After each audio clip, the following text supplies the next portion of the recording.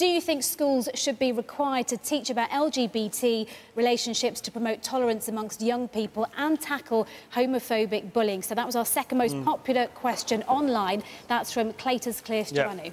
Of course, schools should teach kids that relationships come in different shapes and sizes, that couples come in different shapes and sizes, that we've got to be tolerant and generous and compassionate towards each other regardless of people's sexual orientation. And it's one of the reasons, by the way, I mean, I had quite a bit of a to and fro argument with Michael Gove when he was Education Secretary about this, because I think we should have proper sex and health education, relationship education in all schools, because I think it really helps kids kind of, you know, grow up to be open-minded towards their fellow citizens. And I find it incredibly frustrating that... What about faith schools, though? Would you agree it needs to be taught in all schools, and would you enforce it? I think all schools should, of course... I mean, I'll give you another example. We're here talking about LGBT issues, but you know, the amount of online bullying which happens now and sexual intimidation which happens online, which is not properly reflected in the way in which schools are being asked to talk to kids about that seems to be a basic failure that we're not. Now, look, I hope we'll be able to make announcements as a government shortly, because I think we're finally making some progress on this, despite, as I say, the sort of dinosaur tendency was not wanting to change this. But you know, it's not. Every time I talk about this, every time I say, look, we should be having a kind of grown-up approach to relationship and sex and health education in schools, you get these kind of ludicrous headlines, you know, from some right-wing commentators saying, oh, you know, Clegg wants to teach 4-year-olds about condoms. I don't. I just think part of an education, of course I don't, I think part of an education is to equip children with some of the really difficult pressures in life. For instance, online bullying, or for instance, kind of sexual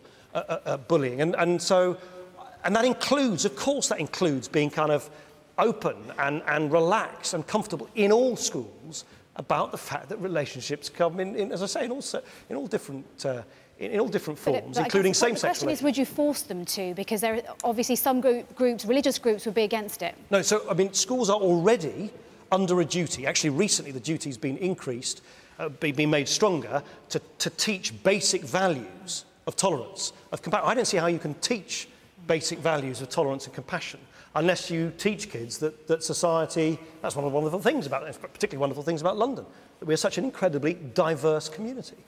Yeah, lady up here. I completely agree with what you're saying. I think that in light of recent political changes, we need to definitely be encouraging multiculturalism, more tolerance, because unfortunately there are political parties out there that are rationalising discrimination and intolerance, and they're making it mainstream. Yeah, lady here. Yeah. Yeah, I think that LGBT needs to be included in sex education as well. But also, I mean, we've got lessons now in GCSE time of citizenship, and I was asked so many times, what is British? Like stupid lessons like that, but we need to be like teaching racism, and we need to be teaching sexism, and we need to be teaching homophobia, because this is just like, it's ingrained now in British society, all of these things.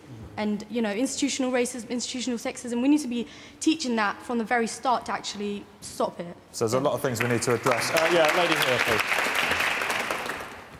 I think that, as well, the sex education needs to improve as a general in schools, but I think to improve it, there has to be sufficient sex education for every single type of person you can come across in life. You need to, like, celebrate each other's differences, you know. So the diversity that Nick was talking about. Yes, gentleman here. I think, like you said, it's just to the education. Like, in our school, we've had a recent sort of campaign with one of the sixth formers that just left, sort of headed a campaign with Stonewall, sort of encouraging the tolerance and that everyone is all different, all equal, which is actually our school motto. You had a campaign? No, one of my friends did. She ran a campaign and posters around the school and really sort of headed it up. Yeah, I think she spoke with some of them. Yeah, that's very good. But when I was sort of doing citizenship lessons, like the girl over there said, it was just sort of wasted. There wasn't... They said, oh, you can have sexual health education, all things like that. We had 1 or 2 lessons. Can I do something? I'm just really interested in this. Hands up those of you who actually got a lot out of your citizenship kind of classes.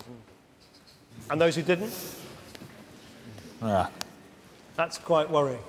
Because of the reasons that you said, because you just felt what was being taught in citizenship classes just didn't really didn't speak to you, is that?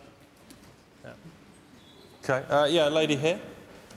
Yep, I was going to say about sex education in high schools especially. I had it throughout my primary school as well. I had it first in year 4, which I thought was quite young, and then in year 6, and then in year 9. But even in year 9, we were still taught about we wasn't taught about being gay or being bi. And I think it needs to promote it even more, because I wasn't in high school that long ago, and I feel like we should be able to embrace other people's differences. Yeah, gentleman here. You have to consider other factors such as the media. Not only education is being blamed for homosexuality not being emphasised enough, because, for example, serial packet families where they just show the nuclear family and a heterosexual relationship, that's influencing how people... Did you say serial packet family? Yeah, the serial packet family. So adverts that are showing husbands and wives and not I don't know what maybe... cereal you eat, but yeah. Yeah, okay, the family. Yeah. So this factor needs to be addressed. Yeah. OK, Tina. I'll just get one or two comments before we move on. Liam, if faith schools wish to receive state funding and taxpayers' money, they should be obliged to teach students about LGBT issues. And then this one from Callum. I find it pretty offensive that being taught religion is more important than LGBT education.